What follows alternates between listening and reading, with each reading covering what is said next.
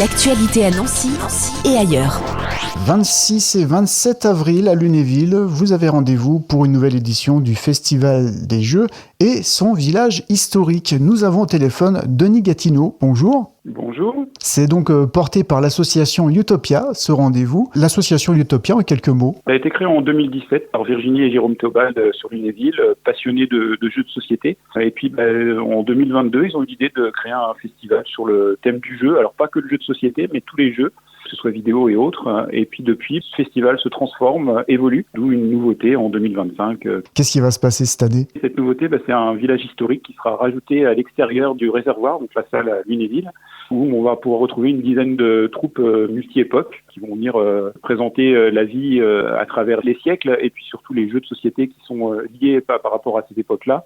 Et puis des artisans, une vingtaine d'artisans qui seront là aussi de différentes époques aussi avec de l'artisanat local. Pourquoi avoir choisi d'avoir d'autres animations sur place ? Utopia a participé au rassemblement multi-époque à RD-Villers depuis le début. Et puis, ils ont eu l'idée de créer ce festival et puis de regrouper les deux animations en même temps pour faire un gros festival sur Lunéville, sachant que Lunéville est très très riche en histoire avec le château. Donc, effectivement, retracer les jeux au travers du temps et permettre aux gens de pouvoir se reprojeter par rapport à tout ça, c'était un peu l'idée. C'est vrai que le lieu s'y prête particulièrement bien. Alors, revenons un peu sur ce qui va se passer à l'intérieur du réservoir. C'est ce festival des jeux. On va retrouver quoi comme type de jeu à l'intérieur ?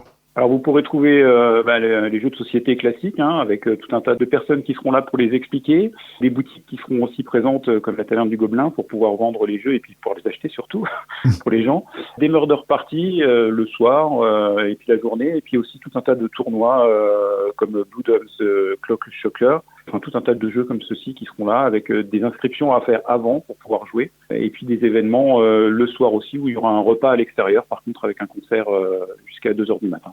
Qui s'adresse à tous les publics. Ah oui, surtout de 0 à 99 ans. L'intérêt, c'est de venir en famille, autant à l'intérieur qu'à l'extérieur. Vous pourrez aussi trouver, très intéressant, cette année aussi des auteurs qui seront là en dédicace, une dizaine, qui seront à l'intérieur du réservoir aussi. Donc ça, c'est aussi une nouveauté, qui viendront présenter leurs œuvres.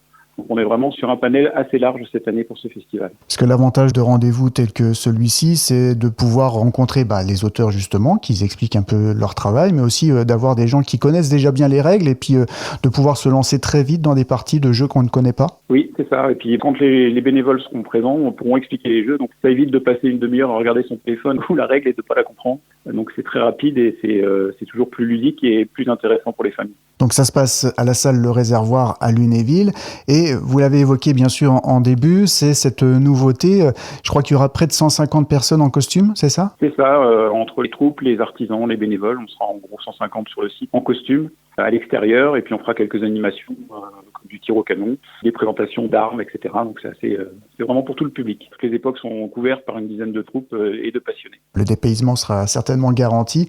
Donc c'est les 26 et 27 avril.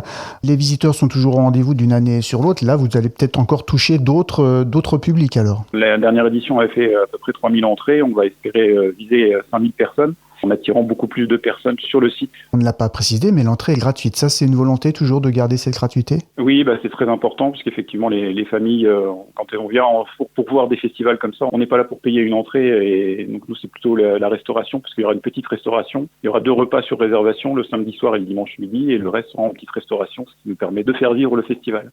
Et donc pour ces réservations, comment on fait aujourd'hui ?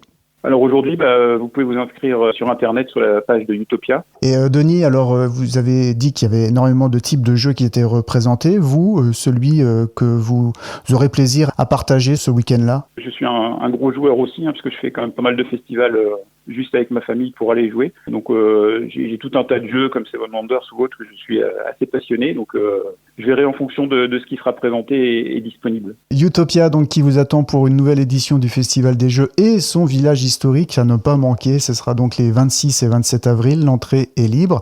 Un dernier mot peut-être, Denis Gatineau, pour donner envie aux auditeurs de venir vous rencontrer. Les horaires, donc le samedi, c'est important, de 13h jusqu'à 2h du matin, et puis le dimanche de 10h à 18h. Donc surtout, faut pas hésiter à venir en famille. Les ouvertures sont assez larges pour pouvoir profiter pendant plusieurs heures sur le festival, à l'intérieur et à l'extérieur. Voilà, c'est salle Le Réservoir à Lunéville. Merci beaucoup, Denis. Merci.